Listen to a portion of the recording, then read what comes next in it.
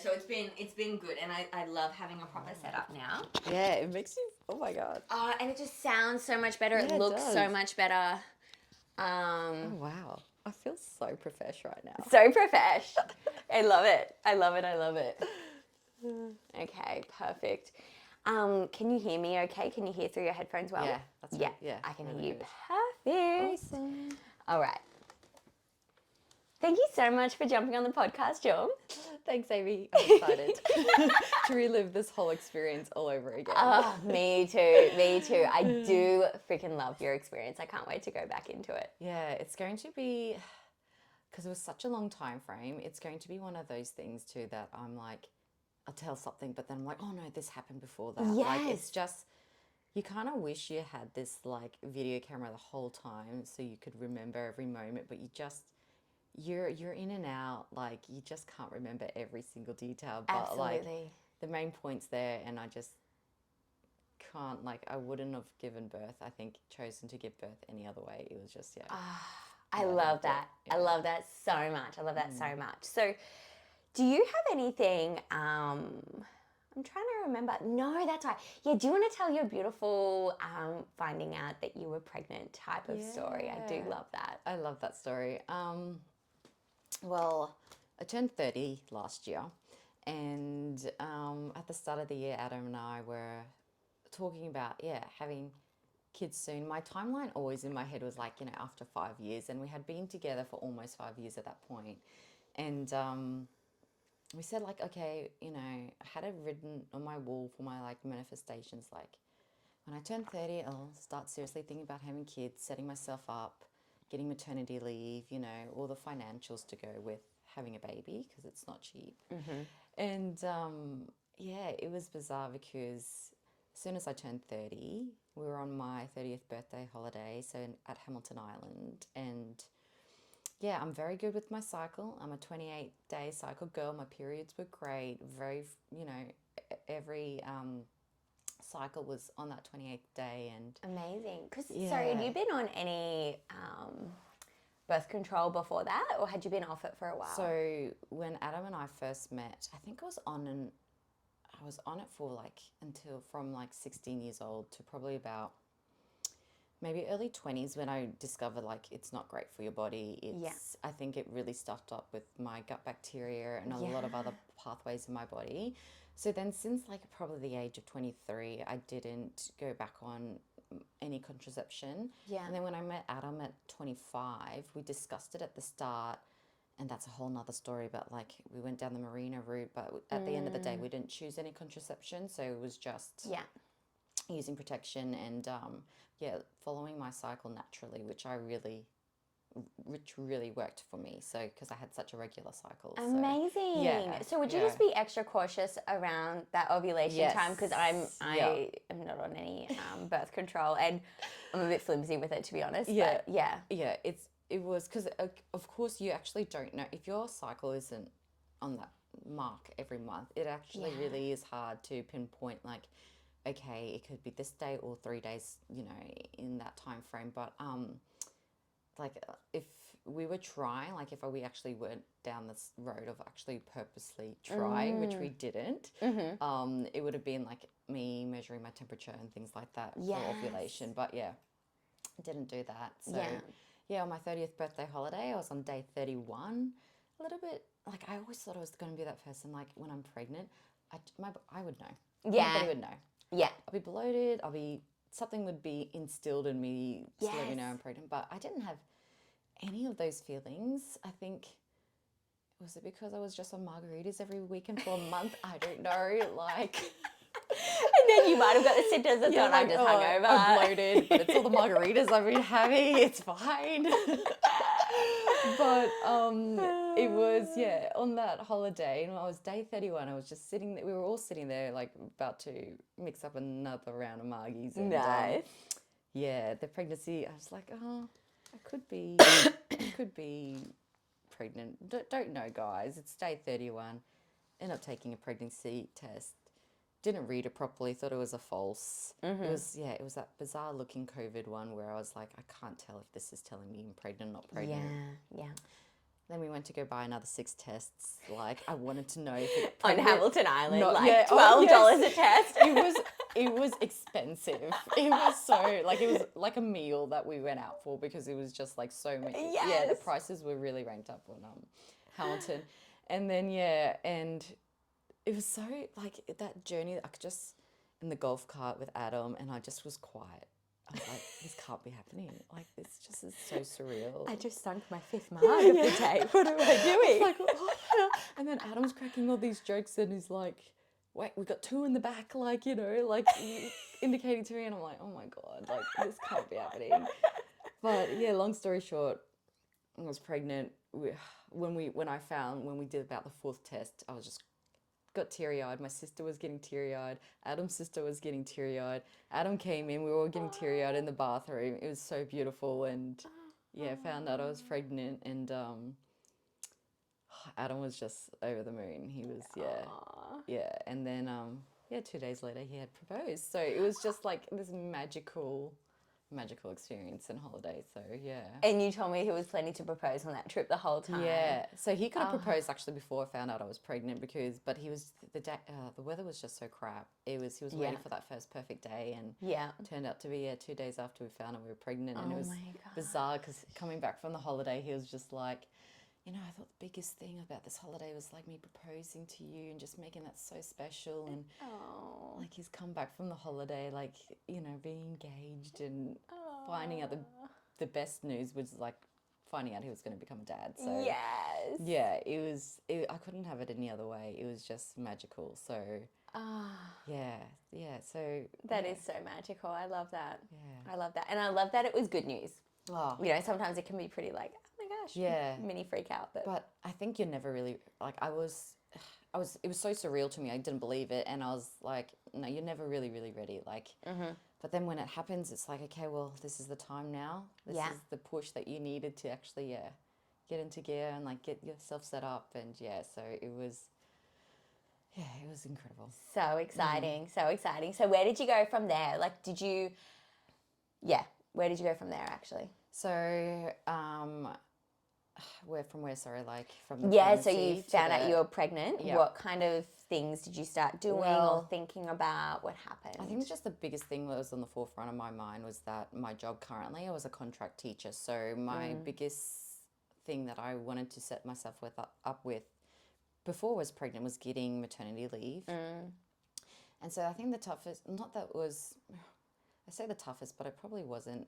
I did keep my pregnancy down on the down low, which is bizarre for women to have to do. Yeah. Like, but because I was that contract teacher, I was hoping to get a contract for the following year so I could get maternity leave. So then, because that was going to change, you know, our lives and like be able to better support this baby. And we were very fine with our savings as well, but it was just, that was my aim for me to get. And so I kind of kept it on the down low, and then probably not to like halfway through my pregnancy, I found out I was going to, probably even more than halfway, I found out I was going to get a contract the following year. And it was just like, I could just let my belly out. And it was so hilarious though, because I was sucking baby in under the ribs. Because I was hiding it. Like, I wasn't hiding it, but I wasn't showing it at work. And everyone was just like, like, you know, people don't come up and say that to you either. So it was just, she's had too many mugs. Yes, too many mugs. And so that was part of my experience during the first half of the pregnancy. But apart from that, my pregnancy journey was just absolutely beautiful. I did feel like I had the glow. I felt really fatigued in the first try. But then after that, it was kind of like uphill and just enjoying everyone pampering you and everyone caring and everyone asking how you're feeling today. Oh no, don't do it. Like, it was just, some people don't like it, but I really liked that. And then I found you about a bit more than halfway throughout my pregnancy, and I just felt like, oh good, I'm such on the right path now. Like, just putting this movement into my body like 3 times a week, knowing that it's all working towards what I really want in the end, is a healthy bubby.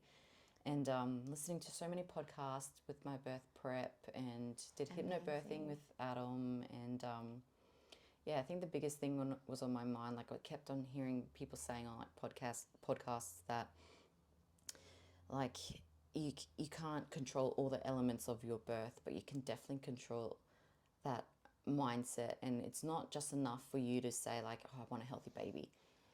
You can say and like say to yourself, you can have a healthy baby and you deserve a gentle birth. You deserve a birth that you are in control of. And those words I kept with me the whole entire time, that like, no, it's not just, it's hard because you just don't want to say it's enough to have a healthy baby, because of course you do. You want that baby to be as healthy as he can be when he enters the world. But I gave myself that like gift of, no, you deserve a great gentle birth that will help empower you into this journey of motherhood. And Oh, I love that. yeah, those words really kept with me for a while. I love that so much. I completely agree, because I feel like something that we kind of instill at Natural Birth Co is that a lot of mamas, it's like healthy mum, healthy bub, and then my birth desires down here. Yeah. Like I want a natural birth, but really what's most important is up here. So when it comes to making decisions regarding safety of mum and bub, they always choose the safe option, even if it's like the chances, like statistically, are fucking barely existent, right? Yeah, exactly. Whereas I feel, safety of mum and bub is first priority, but such a close second is your birth desires. Like you 100% deserve that birth desire. And it's so important. And I actually avoided talking to people about my birth, like how I was preparing for my birth, particularly with people that, not such close friends, but like, you know, those people like your colleagues or anything like that. It was something that I didn't want to talk about too much, because I didn't want their views on me, or then, because they're like, oh, it doesn't matter. I had this one comment like, oh, it doesn't matter. Like, you just want a healthy bub, right? And I'm like, no, it does matter. Why are you projecting your shit on me? Exactly. Like, no, and the mamas that I spoke to gave birth quite some time ago, and it was just the way they birthed in that back then was just it's so different to how I'm preparing for my birth now. And I only chose to speak to certain people about my birth story because I didn't want, because I was that I knew a lot of negative birth stories, and I just wanted people to be like, you. And it really did help. My best friends were always just like, you're going to be amazing. You're going to be amazing. And I was like, I feel that. Like, I feel like I'm going to be really empowered throughout this birth, and I've done everything that I possibly can to prepare for it. So absolutely. Oh, that's so key, John. Yeah. That's so key. That's so key. I just love that so much, because exactly as you said, you got to protect your energy in pregnancy. You got to protect the vibe. If you're around negative people all the time, or if you're saying, I want a really natural birth, to like these kind of randoms that you don't really know. You want to say that, but I feel like people are just like, yeah, but you got to know that it might not happen. And even though I know that's a reality in my, like, you know, I just don't need to hear it spoken out loud. I completely agree. I completely agree. And I feel the same about negative birth stories. Like, you know, we could potentially go to a cesarean section or whatever else can happen.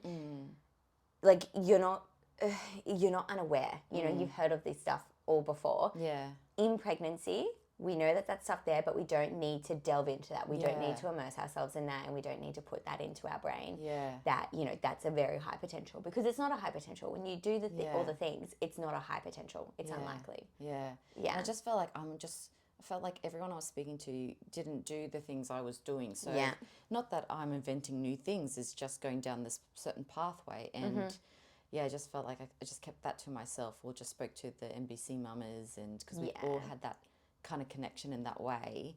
But it was incredible pregnancy, and wouldn't question about my birth prep again. So. I love that so much.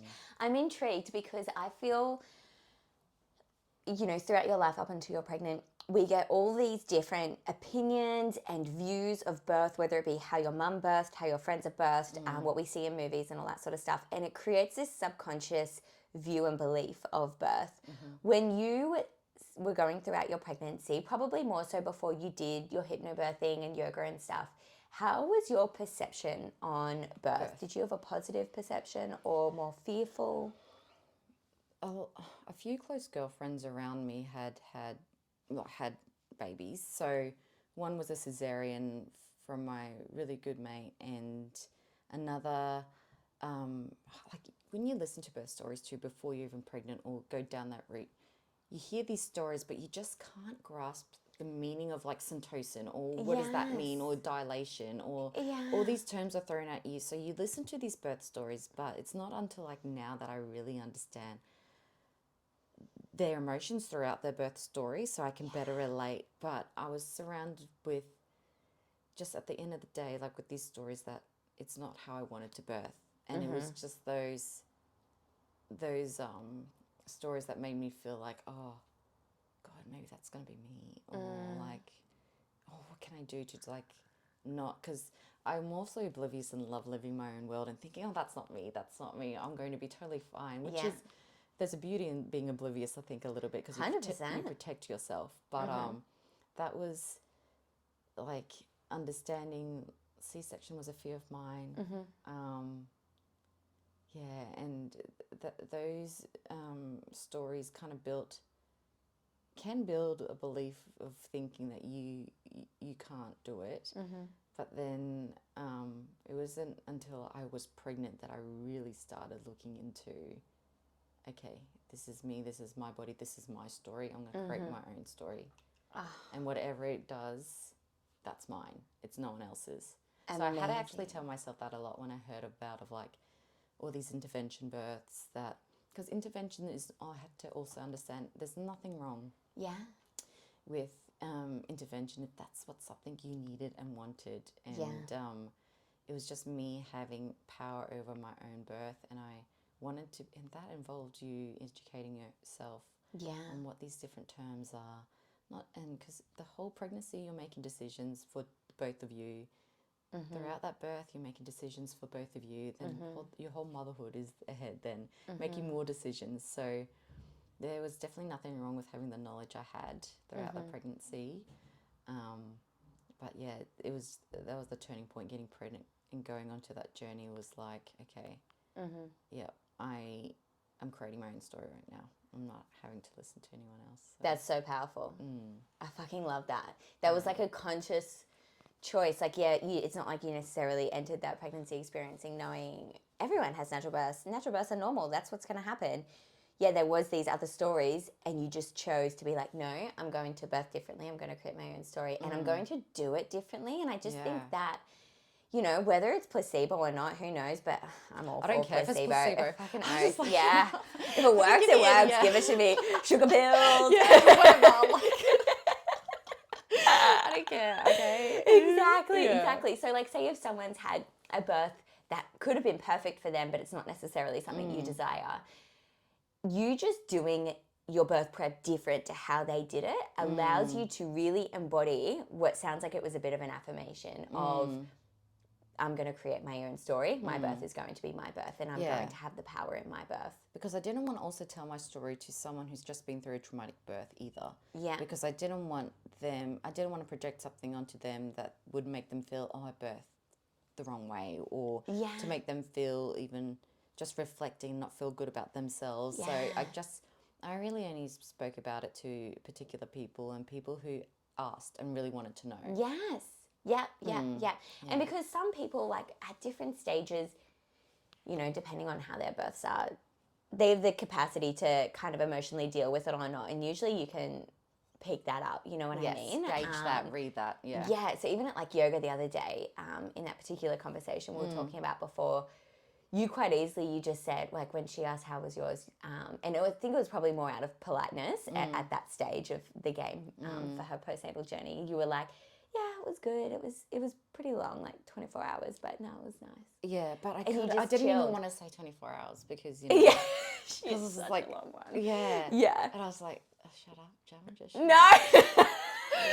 But it was just, it's hard, like, because I do believe I have this beautiful sense of empathy now after giving birth to pregnant mamas, and every time I see a newborn now, I just, like, I get so excited. Yeah. And I just feel like, oh, you're doing well, mama, you're doing so well. Yes. So when I see something, like, I just want to be like, God, you've elevated. Yeah. Like, you know, so, yeah, it's very, very particular, like, so careful choosing your words Yes. to a mama. Story of my life. Yeah. It is. Because I just mean the best. Yeah. But it can, like, their perception of it may not be that way too. Yes. So it's, Yeah.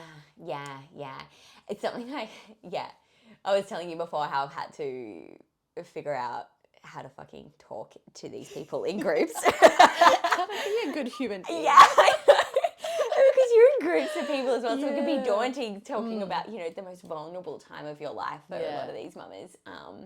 To a group of people, which some of them, they may not know. Or I'll put my foot in it and I say, I didn't do that with the testing. I didn't want to have that. Yeah. But then this mama has had that experience and that was her experience. Yeah. And I'm just like, oh my goodness, I did not mean that in the wrong way. I just meant like for me personally. Oh, yeah. I know. Yeah. And that's something that I've adapted. Sometimes less is more. I can babble a bit, and I've been like trying not to babble, and I very much think before I talk a lot with our MBC mamas because everyone has their own little emotional kind of triggers and stuff like that. And it's a very emotional, vulnerable time. And we've already navigated it being pregnant because, like comments like, you're so big and, but then I would say that to my best friend, like, oh my goodness, like, you're big, you're growing. Like, but in the most nurturing type of way, not in like, oh, you're fat. No. It's so hard because I didn't mind those comments like, you're big, and I'm like, yeah, I am, because I just felt beautiful. Yes. So I was just like, but for someone else, that could be a trigger. So yes, and it very much is for a lot of our mamas. Yeah. And I think it's different as well, as you said, it coming from a best friend in a nurturing way. That's different to like, some old fart at your work who's, just saying, oh, wow, you've gotten big. Yeah. Like, that's just so different in the intent. Yeah. Yeah. Amazing. Okay, cool. So then you went throughout your pregnancy and you were coming to yoga until like 41 weeks, like right up until birth. So tell us that journey and even how you felt kind of hitting that due date and going beyond. Yeah, so my mindset definitely like, oh God, I loved that I was on 36 weeks and maternity leave. It was a dream. I was like, get me up like late on mornings, coffee. I was just so excited just to really immerse into my birthing space and have time to prepare for that. I love that. And Adam wasn't home yet, so I was like, it was like I'm trying to fully immerse, but not too much. And I don't want babe to think I'm ready just yet. Like, relax down there, but don't relax too much. So that was my mindset as soon as I hit maternity leave. Going through that. And then after a couple of weeks then, I think I was at week, my due date was March the 9th and Adam was coming home March the 2nd or 3rd. So I kind of thought, okay, when he's here, it'll happen. Of course it was, because then he had 7 weeks. Like, I'm not going to be 7 weeks overdue. Like, it's going to happen. And so he came home on the 3rd of March, and I think I had that one of those stories of you telling me from a previous mama. So I thought, oh, he's going to be home, and I'm going to have baby. And I reflected on that after. I was like, I fucking put my foot in it. I set this expectation. But it was just so beautiful to think about. It was just a beautiful story to think in the background anyway. So every kind of, I didn't, because I had so many text messages, and some mamas might not like that. Like, how are you feeling? How are you going during those crucial, 2 weeks where your due date is? But I loved it. I loved people checking in on me. I love that. Like, everyone's just thinking of me.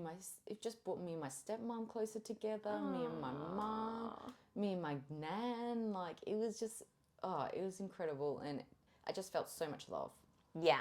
And then, so every day I was getting up after that time Adam was home and baby wasn't here. I just thought, okay, this is another day for like you to relax. This is another day for you to do some breath prep. Like, I don't have my affirmations up yet. Let's do that. Like, so I made my own little affirmation wall and a few things from hypnobirthing, like this crowning of a flower. Like, have you seen that image of a flower and it's like a baby's head crown? I'll have to show you. Yeah, it's just please do. All these images of like, don't look at this until you're ready to give birth, because like, again, it could be placebo, but it made me feel like once I put that image up, I'm ready. Yes. So I put that up in my room, a lot of affirmations, still did my movement every day, went to your classes 3 times a week, and loved it when I had maternity leave off and could just immerse into that. And I don't think I was getting really irritated until probably about, I said in my mind, I was like, I'm relaxed. I'm fine. Baby will. I always knew baby will come when he comes. Yeah. And I still did those fun things like pregnancy massage and hit my labor points and Yes. curb walking and stair walking and all that type of thing. But yeah. I think after I exhausted them after about 4 or 5 days or so, I was like, oh, that's okay. I'm over it now. Yeah, Bored, over, yeah, move on. bored. I was like, this is so fucking boring.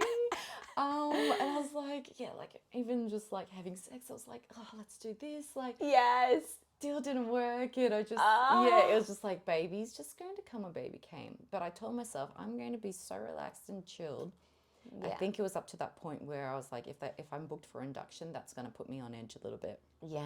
So I got to the point, and here am I reading, Googling everything, like how late can you be, like what, I'm trying to listen to these podcasts about like, you know, your due date is just a general term. It's not like, because no one can 100% put an accuracy pinpoint on like when you ovulated and, you know, all that jazz. So, yeah, it was at this point that I was just like, okay, well, I'm at I had my last midwife appointment in probably week 41 plus 2 days. And I was pretty stoked about that because I was like, I'm so glad, because I heard every hospital and midwife, I guess, is different. But on certain podcasts, I heard that people really, like midwives would push you to get induced at week 38, week 39. So I was so glad my midwife did not mention induction really. Amazing. Until we said, we're not going to properly talk about it till week 41. Yeah. I was like, great. So week 41. That's amazing. Yeah, I was. You were with MGP, hey? Yeah, no, I wasn't actually. I was just seeing a midwife at Maroochydore Hub. Consistently? Yeah, consistently every 2 weeks when I hit that 35-week mark, I think. Oh, good. But she was the same one I saw throughout my whole pregnancy. So good. Yeah, she was a character. She was one of those blunt type of. Yeah. But she was just good. I just loved that I got to see the same one. Yes. The whole time. Yeah. And so, yeah, I went to go see her in my very last appointment. And she's like, okay, we're going to talk about induction. I was like, okay.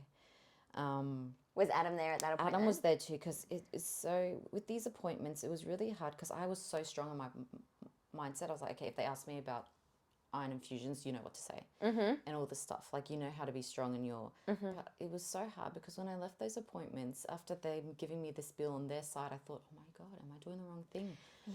Not getting the gestational diabetes test. Am I doing the wrong thing?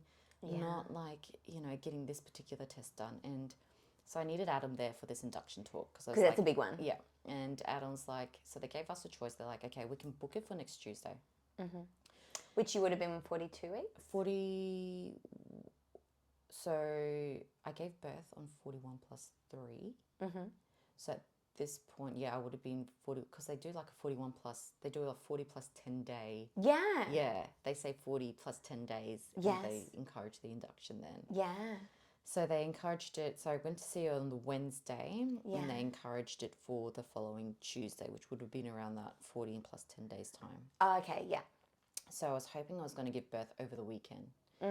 So with this induction, they gave us 2 options. Okay, you can book for this induction, and like if it comes to the day you want to reschedule, you can do that, or we just That's leave. nice that they said that. Yeah, or you can just leave it, and you Yeah. don't have to do it. And I was just like, actually, I was just looking at Adam the whole time. I was like, I don't even want to book it. I don't want to have it over my head.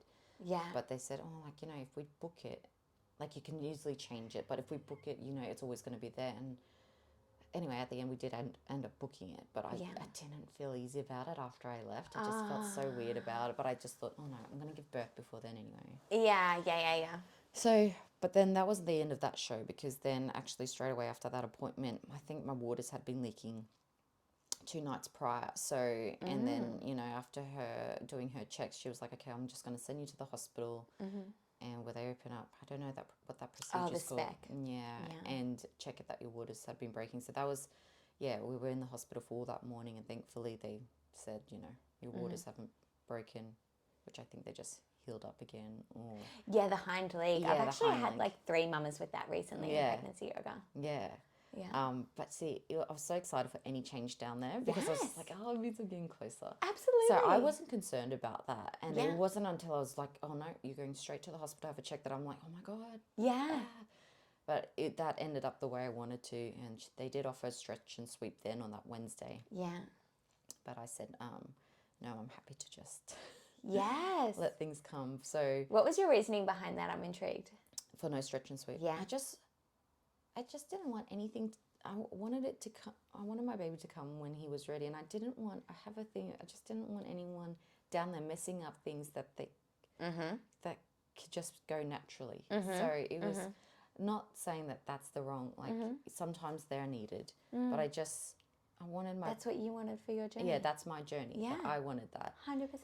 And I was very confident too at that point. So I was just confident that my body said, like, it was amazing because I'm pretty sure I was leaking my waters for like 2 nights prior.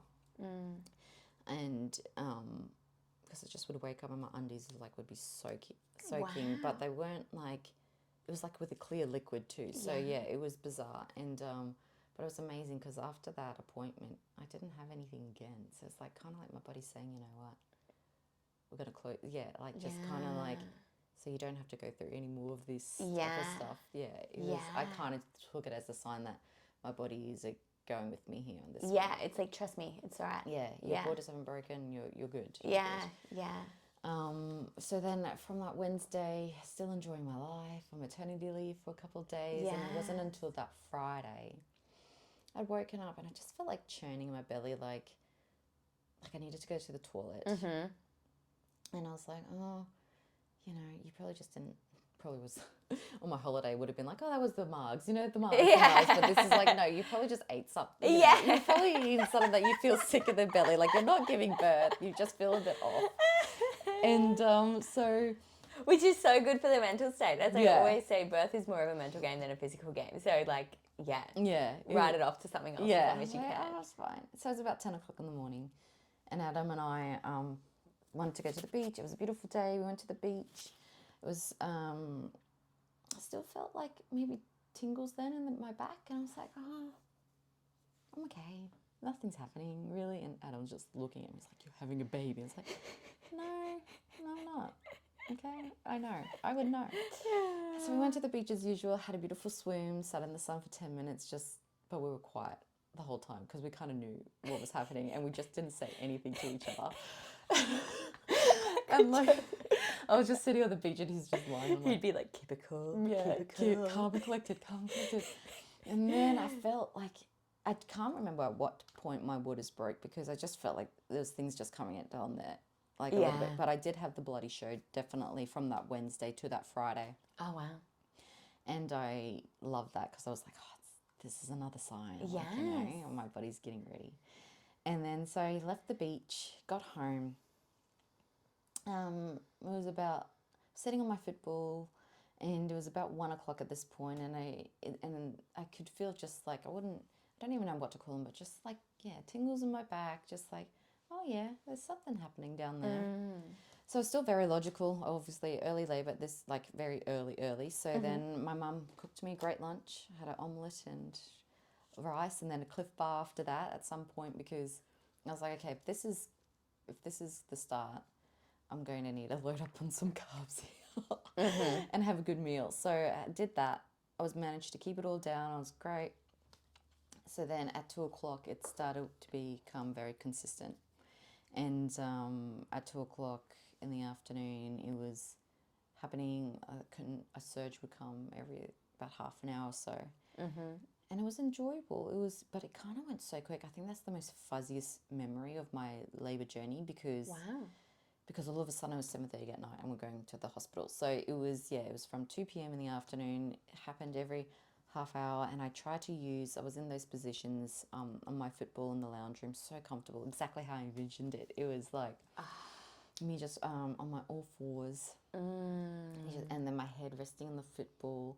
And then I didn't want to talk too much, so I tried to use relaxing my jaw and making a moaning sound, just so Adam too could know that I'm having a surge right now, so he could time it. Because I didn't want to be like, time it. I just didn't want that. Perfect. Yeah. So, and he was timing it, and it went from half an hour to every 20 minutes, to every 14 minutes, every 7 minutes. And then at this point at 6 o'clock at night, it was like, it was getting closer, more intense. And I was like, oh, is this the worst of it because I'm doing quite well here. Like, I am killing this shit. killing this shit. I don't know about you, Rue but I'm feeling was great. the same, exactly the same. And she was like, "Oh, it's such a cocky thing." Yes. And she was like, "I'm dealing with this way better second time than the first time." It's so funny. I'm like, You're 'cause saying the same. I went to all I was craving to was a hot shower. So like I did my positions on the floor, then was in the shower, and then at this point it was probably about 5 p.m. or 6 p.m. in the evening, and Adam had called the hospital just to check and spoke to the midwives, and I spoke to them quite calmly, and obviously they gauge that to think, you know, how close you are. Yeah. And I was still thinking very logically, so I was like, I can't be there yet. I'm still, you know, managed to hold a conversation. So yeah, spoke to the hospital, spoke to my doula, Rosie, and she was great. She's like, just stay at home as long as you can, which was my plan originally. But that also got hard too because I just knew there was this block there that, okay, this is not my birthing space. So I couldn't fully immerse. I'm that type of person that, like, I needed to be in my birthing space so I can fully relax and know, because if I know I'm not giving birth at home, there's going to be a hindrance. Like, I'm not going to relax completely. Fair call. That's a really Like- great point to bring up, because I think there's other people like you as well where, you know, we're always saying stay home as long as you can, stay home as long as you can. But then in the same breath, it's like, yeah, you don't necessarily feel like you can fully surrender because you're like, still got to go through this annoying car drive. Yeah. You The know, car what ride it was, yeah. I was thinking about the whole time too. Yeah. So Yeah. that's a really good point to bring up. Yeah. So it wasn't till, so I spoke to the midwives, my doula, and had a hot shower, and I felt great in there. And then it was close to 7 o'clock at night, and I had just, because I was like, oh, remember too, you need to eat and pee, you know. So I went to go pee, and then came out from the toilet and just power spewed everything that I had ate up, like Wow. like everything. And I was just like to her, like, okay, it's time to go now. And then I was just like, I can't. It was like I've never seen spew before. It was just like, okay, I don't know what's happening. Is this normal? It was because I was a burper during labour. Right. Burper and a spewer. Wow. Yeah, it was I bizarre. always feel really, really bad for mamas who are spewers in labour. It's just fucking so much Not discomfort. that I would spew, but I would gag to spew. Yeah, wow. It was crazy. So that was my final pushing point. Like, get me in the car. We're going. Yeah. And so we And got this in is the about car. 7:30 at night. Yeah, so this is about 7:30 at night, and my mum was with me, which I wasn't expecting, but it was cute. My mum just comes in the car, like, with her handbag, and so it wasn't until later that I'm like, she should have been more prepared to be, like, there for longer, because she didn't have anything else with her. So my mum's with me, Adam's in the car, I've got my relaxation music on, I've kept my eyes closed the whole entire time, because I didn't want to be... I didn't want to know where we were on the drive. I didn't want anything to do with that. Got to the hospital.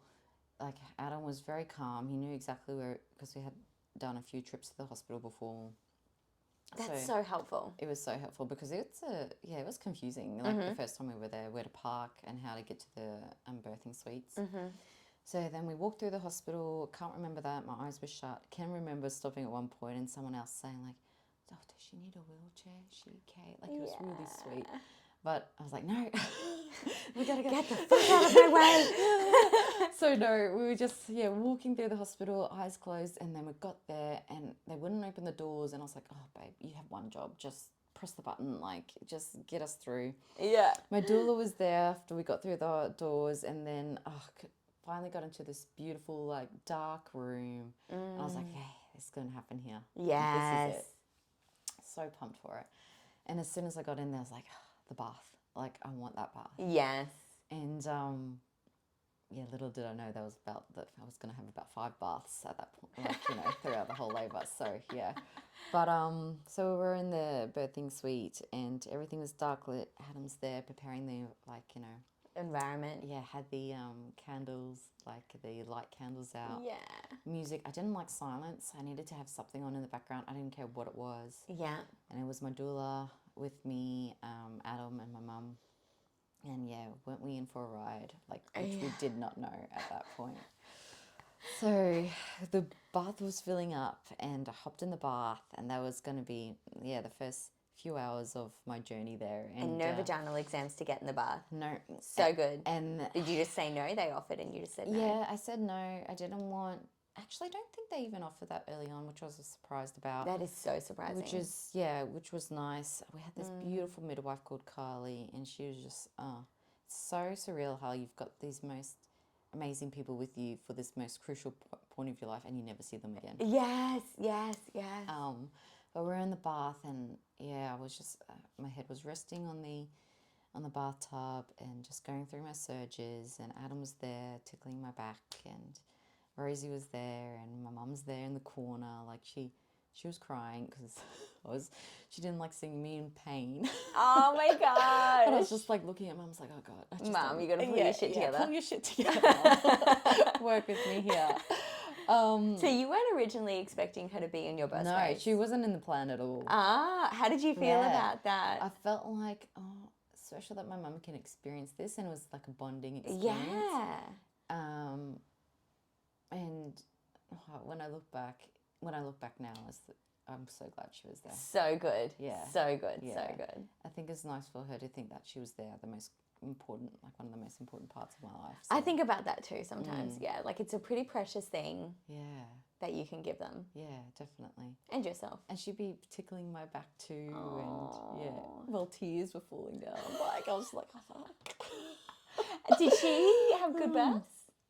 She did, like, all I can envision when she tells me her birth stories is that classic, like, on her back on the hospital bed. Right. Those types of birth. Like, she, and she's Thai, so I guess there's not much birth prep in her culture. Yeah. And, so totally different probably birth experiences than... And she probably associates it kind of like trauma. And so then seeing you in that, she's kind of thinking you're going through the same thing. Yeah, and exactly. like, oh, my poor girl is going through trauma. Yeah. Anyway, so my team was, just incredible in that birthing room. And the midwife, Carly, would just come in and out. She kind of left us alone for a lot of the time, which was good. Amazing. But I always felt, because Rosie was there, our doula, that we were always, had someone in our corner, had someone always there. So then, in the bath, nothing happened. I knew I wasn't going to give birth at that point. It was just relaxation. Then I would get out of the bath and then I'd be on all fours. So I was going through my positions and still very logically thinking at that point, going through those positions. And again, football, they had a mat. I was on the mat at some point. Adam was like, I actually didn't like the pressure on my back, which is weird because I am I'm a physical touch person. I love cuddles, I love tickles, but I couldn't stand that on my back. And I was like, oh, don't touch me to Adam at one point. Interesting. Yeah, so... Including the hips? Wow, I didn't want anyone. Yeah. Interesting. Yeah.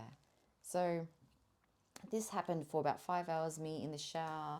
I just craved that hot, warm water, me sitting on the football in the shower, me on a bath mat in the shower. And like everything, I was just in so many different positions trying to figure out what my body needed at any point. It seemed like, I was in a lot of different positions, but nothing felt more like powerful than another. So I didn't at that point.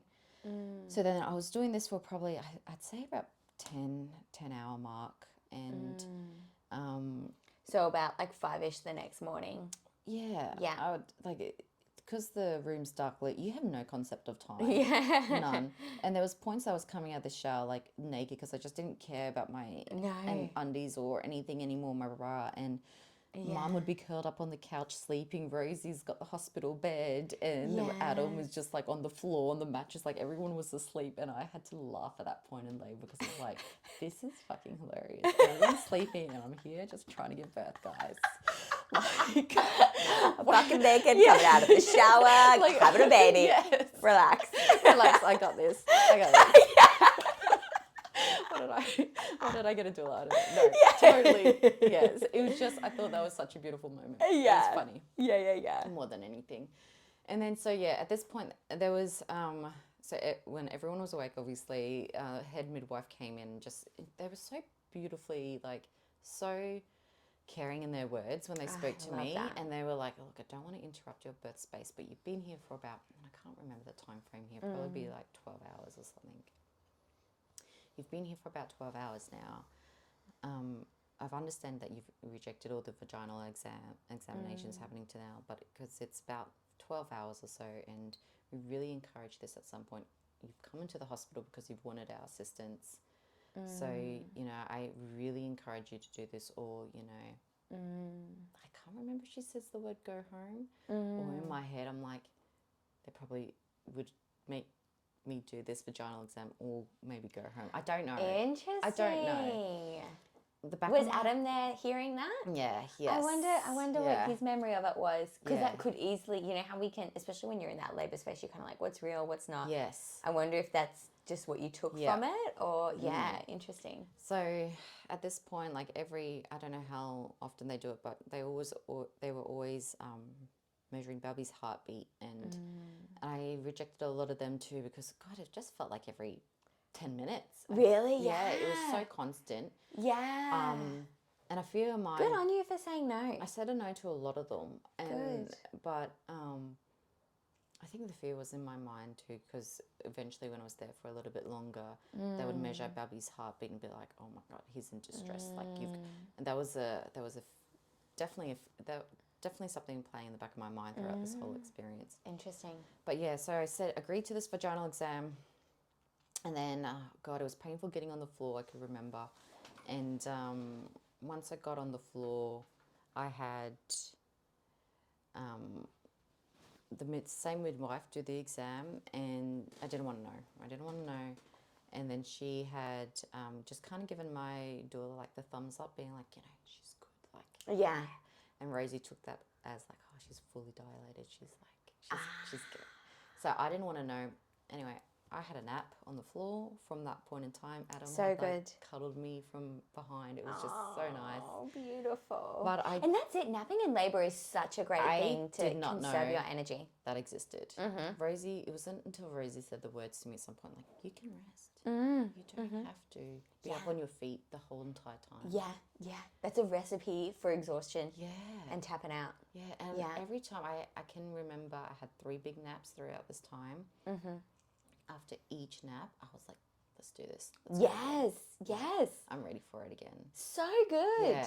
So how would you do that? You'd rest on the floor on your side, and in between contractions, you would doze off. Yeah. Oh, yeah. And then experience a contraction. I was there for about an hour and a half, and you don't realise that obviously when you're down for help. But like, I might have slept through some of them too. But every time I felt it, I just felt me kind of like shake from side to like sway from side to side. Yeah. Like rocking like this. Yes. Like, yeah, it was just incredible, and that's amazing. Had a great nap, and so after that point, it had come down like another bath, another shower, another like, you know, another position on the floor. It got to the like 16 hour mark, and they said like, okay, you know, I had another midwife at this point, and they said, let's do another vaginal exam. And I said, okay, I'm not ready for one yet. I don't want to know. And she suggested, okay, well, you know, there's also syntocin as an option here too, if you want to go down that route. And I just looked at Rosie because it was just so, I didn't know what that even meant at that point in time either. So it was good just looking at Rosie and being like, hey, is this something that I wanted? Like this? Yeah. I didn't know. So at that point, I was like, I remember saying to Rosie, no, give me another 4 hours. Like, give me some more time to just, I'm going to have this baby. And I just thought maybe I needed to hear that to push the baby out. Like, give me 4 hours. Like, yes. Yeah, put a time on it. This is fucking going on. Yeah. So labour's been beautiful. I'm done. Let's birth. Yeah, exactly. So from that, I was like, God, that 4 hours went so quick. Right. But then again, it was more of the birth positions. It was then like, and my midwife was so funny. She was just like, okay, we're getting this baby out. And she was throwing out all options out there and doing, what's it when you've got that cloth? And they were like. Rebozo? Yeah.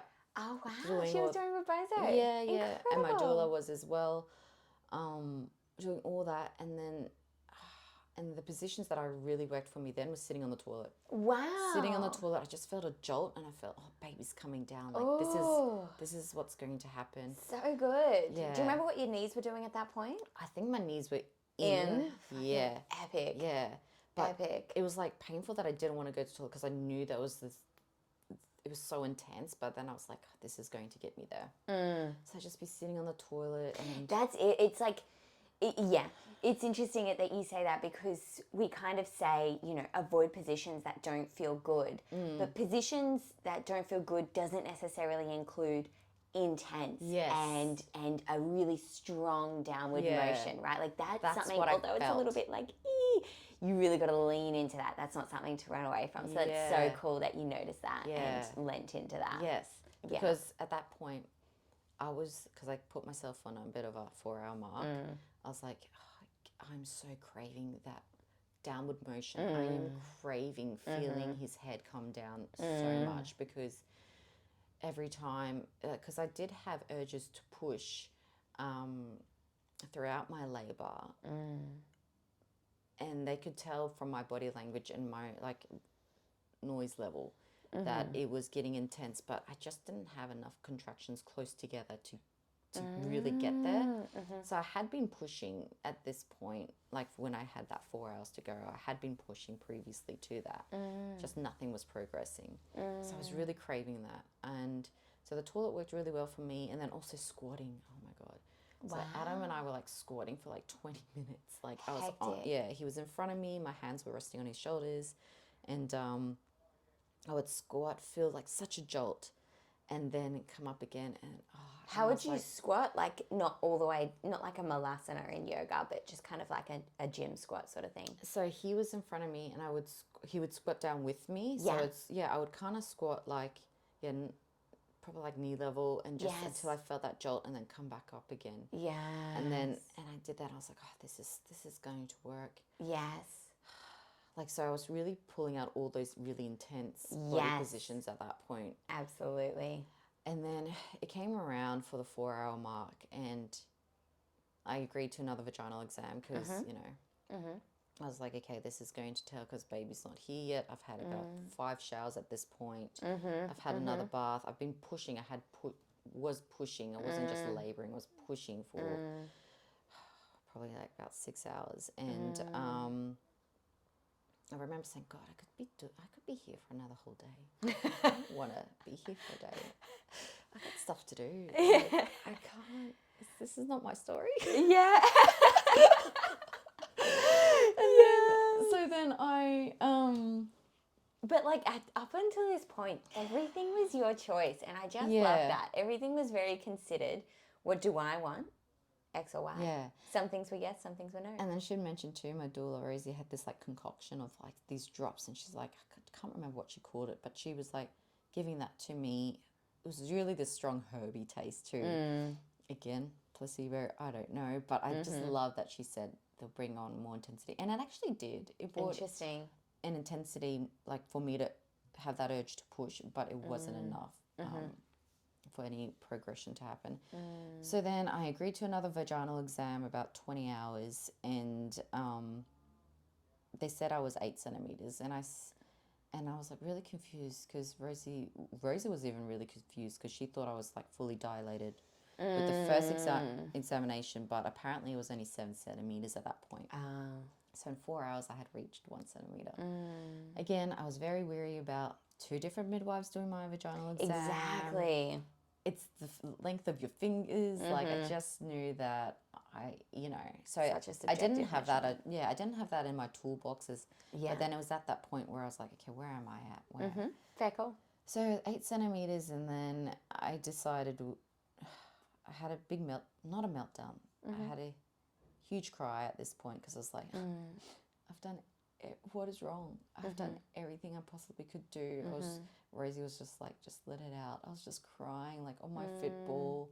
Adam was holding my hand, and it was such a release of emotion. Like I was like, I don't know what I'm doing wrong. Am I pushing wrong? Am I like just asking myself all these questions? And Rosie was amazing. She was just like, you're doing nothing wrong.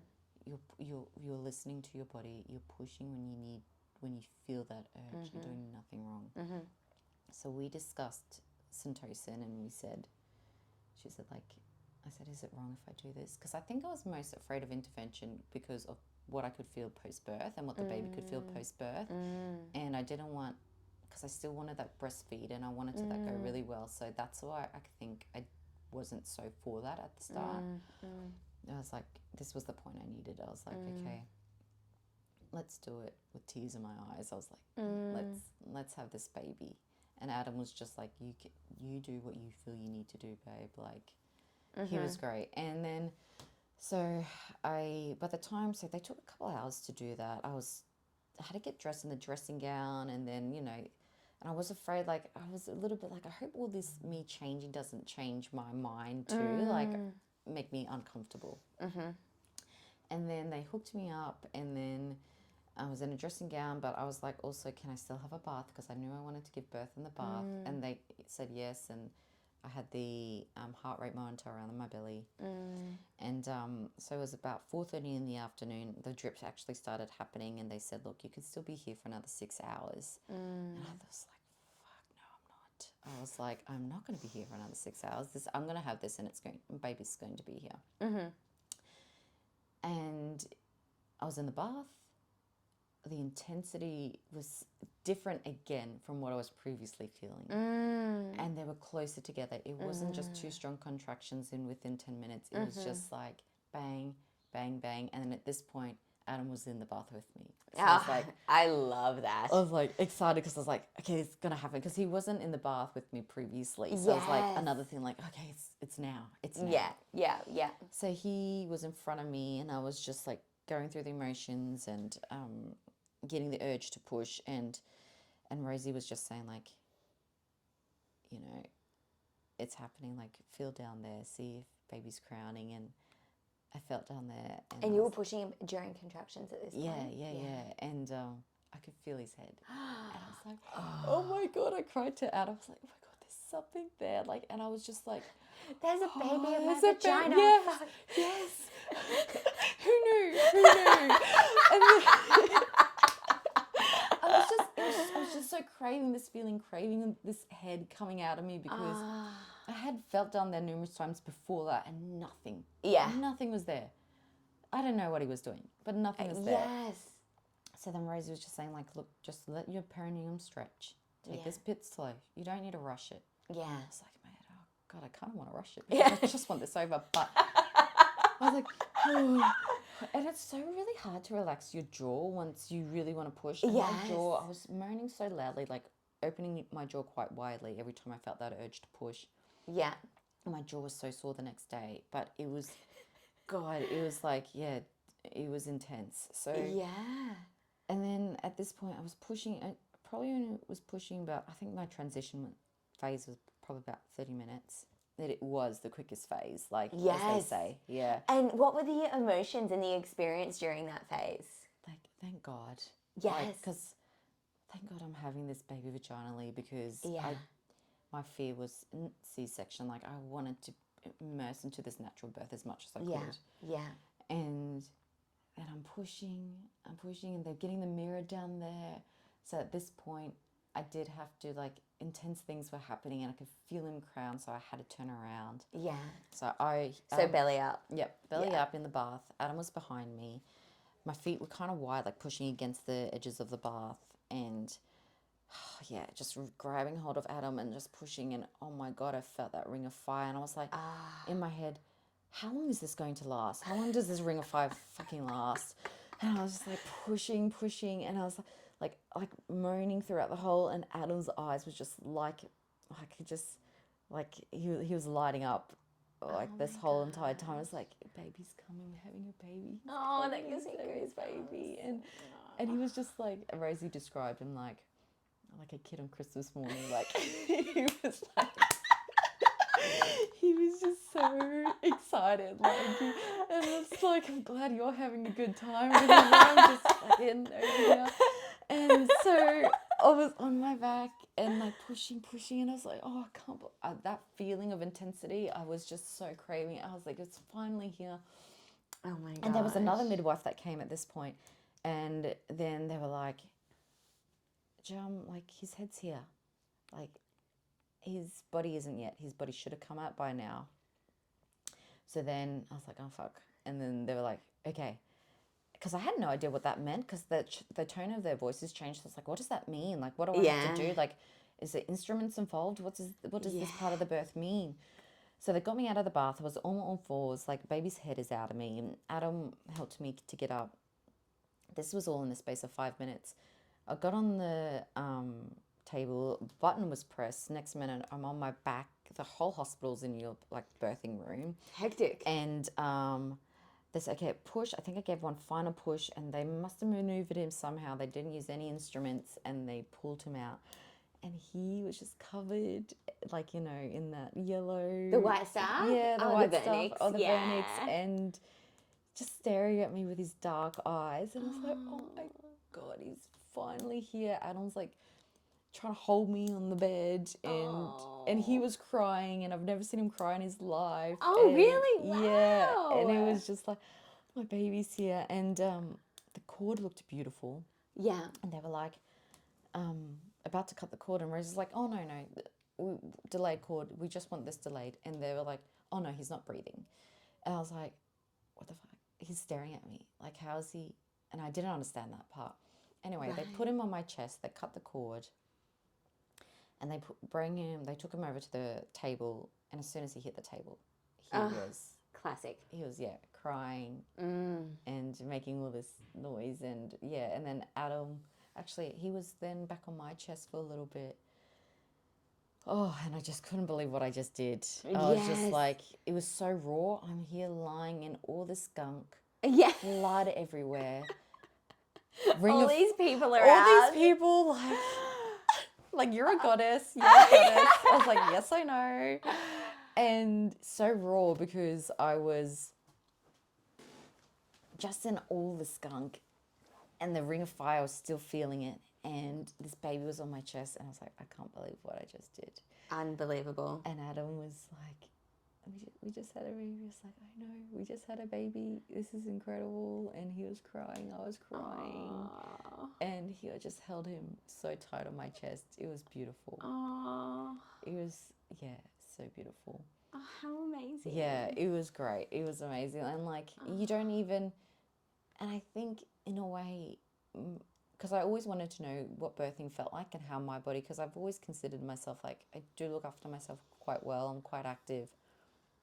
I just thought, like, I'm either going to be one of those ones that have a quick, efficient birth, like maybe 8 hours or so, or I'm either going to be that one that has a long birth, and because my body can withstand it. It like 24 hours. I gave birth at 6 o'clock on Saturday night and was in the hospital 7:30 the previous night. So, yeah, I kind of take it as like my body's teaching me something here, or like, but I had no regrets of having that syntocin. No. Like, I only had about 5 ml of it, they said, in an hour and a half. Oh, you only got to 5. See, that's what I mean when I talk about your body's receiving the induction well, is that when sometimes, like a lot of the time, all you need is a little sniff of Synto, and it's enough to just kick your body into gear. Whereas when I believe if we're getting to like, fucking 30, 35 mils an hour of Synto, and we're having these like kind of uncoordinated contractions that are random, some are strong, some are not, then they're all close together but like kind of shitty and short. That's like the body's not responding well, but yours was responding really well to that. So that's all it needed to give it that little oomph. I just couldn't believe that it worked. Like, because I didn't have did I have a fear? Yes, I don't know if I had a fear of it, because again, I didn't want it to affect post-birth, but I definitely felt like, oh my goodness, 1 hour, like an hour and a half, had strong contractions, and baby was there. Like, it was the perfect like decision. Like, amazing. Yeah, it was really amazing. So then, I just reflect on, you just have flashbacks for like days after that, and Adam and I would just comment to each other like, what happened there? And oh baby, you just like, it changed him too. So yeah, it was so incredible. What a legend. What a legend. I'm intrigued on how did you feel with the monitoring on your belly with the straps? How was that for you? At one point they did offer to, because I knew it was going to be tricky, for them to continually get this heartbeat. And then it was so annoying because every time it didn't, like, the beep, beep, beep. And I was like, but I always knew baby's okay. I just told myself, baby's fine. And my midwife was really great. She just mute it at some points. But when I was in the bath, that got tricky. Totally. And she did offer at one point to get the screw in his head. But they don't say that. A fetal scalp electrode or a little clip. Yeah, the clip. And I was like, is that the screw? And they're like, yeah. And I was like, no. Yeah. I don't want that.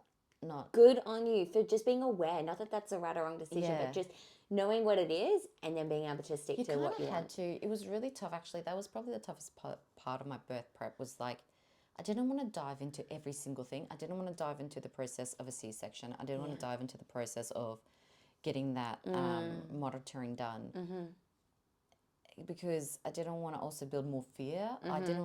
I just said, because whatever happens, if it's the safety of the baby in the birthing suite, but because I was aware of what it was and it was totally fine that I didn't get it done. It was just because they were losing that, like it kept on flipping over the monitor. So they didn't, they kind of lost it from time to time, but I said no to that monitoring on his head. So was it annoying them constantly coming over to refine that heart rate? Yeah, it was annoying. Yeah. So I'm glad, like an hour and a half of it. Yeah. Baby was there. Yeah, so true. Yeah. As you could imagine, that would get annoying over like 10 hours, and you can kind of see why, mamas would either get over it or be like, fuck it, let's just have the Caesar or whatever when you've just got that, like you're constantly not in the zone. You're constantly being pulled out of the zone. And like, I appreciate where the midwives are coming from, and, the monitoring's there for a reason. So why would we have it on if it's just literally not on a heart rate? Yeah.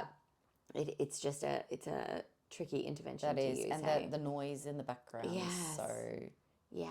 Because you're conscious of what things can hinder your relaxation. 100%. Because that's what I was all about in your yoga and like those positions was like relaxing, because I had never done much. I've done yoga before, but I'd never committed to it as much as I did for my birth prep. Yes.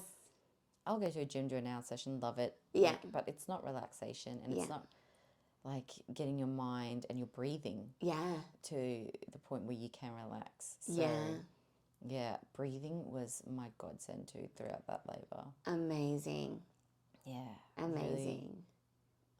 Really like, especially when I was doing pregnancy yoga, I would always think about, because there was like 3 types of breathing that we learned in our hypnobirthing, but just counting like 8, doing like 8 exhale and long inhales, and that really helped me through the whole process of labour.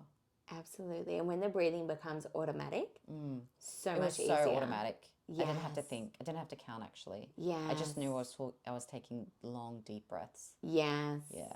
Love that. Love that. So then you're cuddling babes. Everything's fine with him now. He's breathing fine. Mm-hmm. What happened after that? Did you breastfeed on the table, or how did that go down? So if anything I had to revisit, and this was like with reflection with my doula as well, would be, if I could change anything, it probably would be how I handled post-birth. So then placenta was not a big concern, but I just wanted to get my placenta out because I was like, there was like, throughout my pregnancy, I did have iron deficiencies, and I did end up having to get an iron infusion at like week 35.